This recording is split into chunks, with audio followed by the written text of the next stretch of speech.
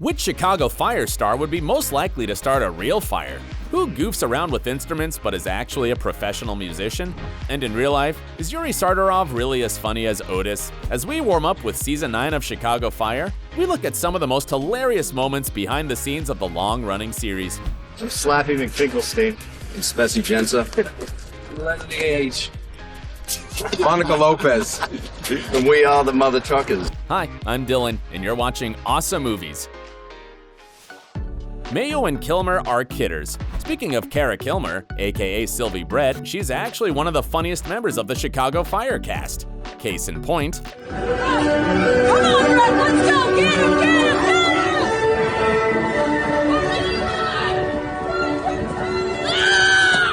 him! Like Killmer, Mayo, who stars as Stella Kidd, enjoys playing off her castmates.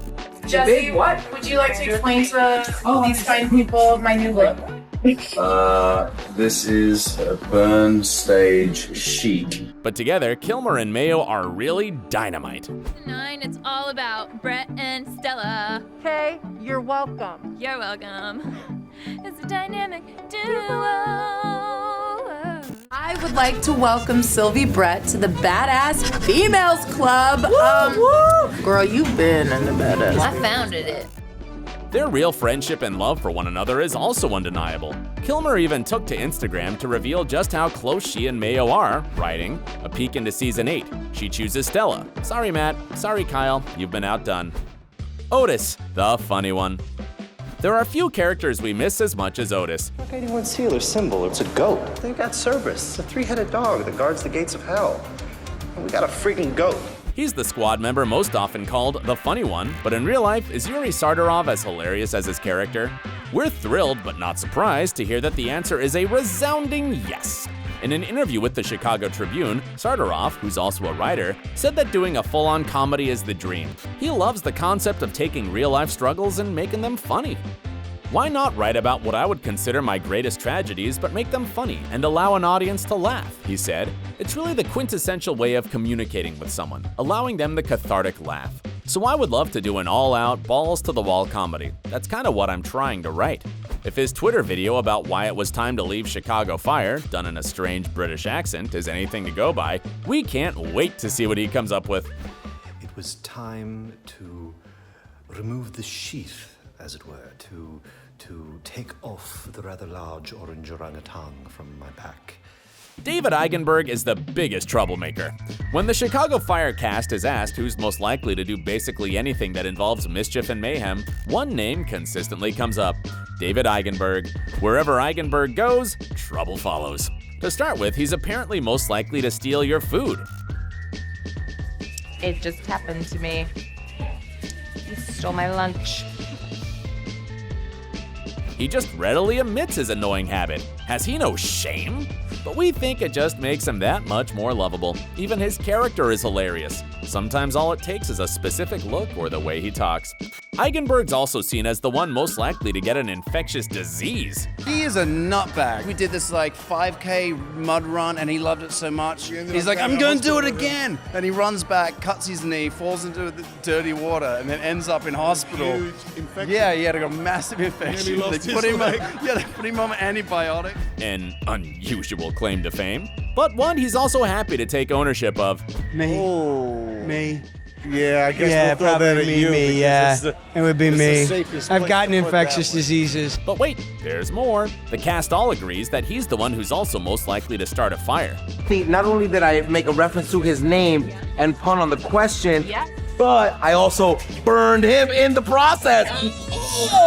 Drop the mic. Clearly, Eigenberg is not the only one with a good sense of humor. His co-star, Joe Minoso, gives him a run for his money. Jesse Spencer, a man of many talents. Bringing the heat to Chicago Fire as Captain Matthew Casey, Jesse Spencer is not afraid to make fun of himself.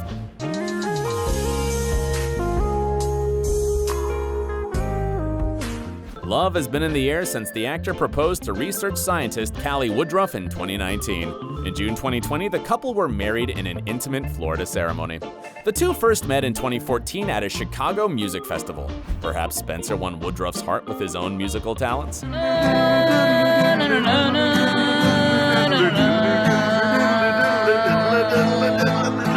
All he needed was a little help from his castmate Kara Killmer. Jokes aside, the actor can actually play multiple musical instruments. He even plays the violin for Band from TV, a charity cover band whose members are all actors from American television series.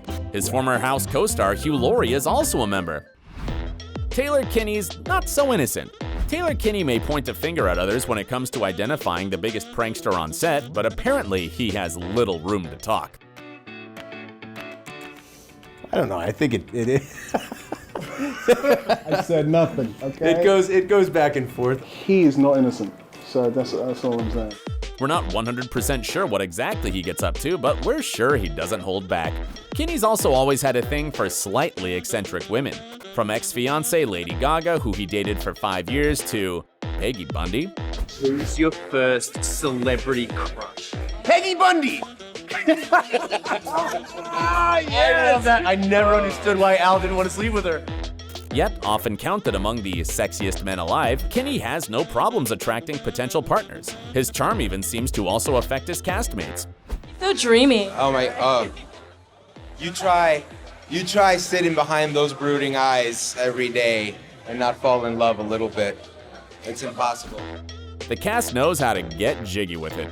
From TikTok videos to impromptu dance routines, Chicago Fire's cast aren't afraid to shake their booties. Whoever's the owner of the white sedan, you left your lights on.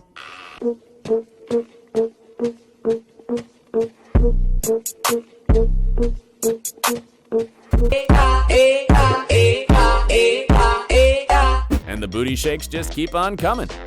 My baby mama stopped me in the meeting, she said, drop me some news. Yet the cast are also super skilled at standing, completely still. If I take you down, would you really hold me down and be your best friend? She just wanna hit me with a quickie by the pool and I'm like, yes, ma'am. A mannequin challenge is no match for this firefighting team. Nailed it! Between the cast's freezing, dancing, singing, and instrument playing, we're beginning to think producers should consider an episode titled Chicago Fire, the musical. Even the hair and makeup department could get in on the action.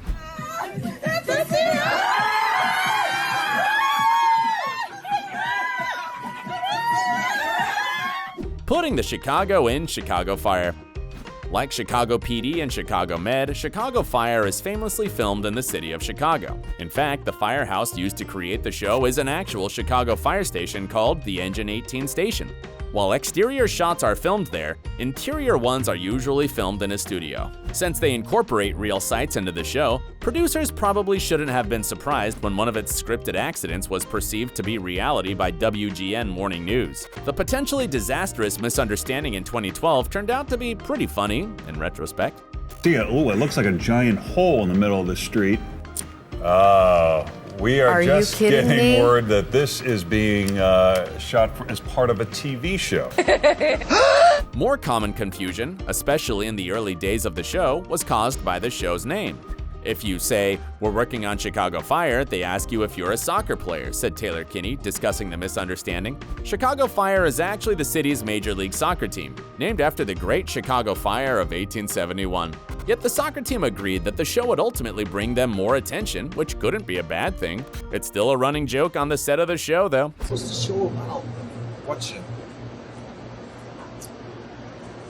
Chicago Fire on NBC. Oh, that's a real. Okay, so it's basically about firefighters. No, it's about the soccer team. It's absolutely not about the soccer team. All right.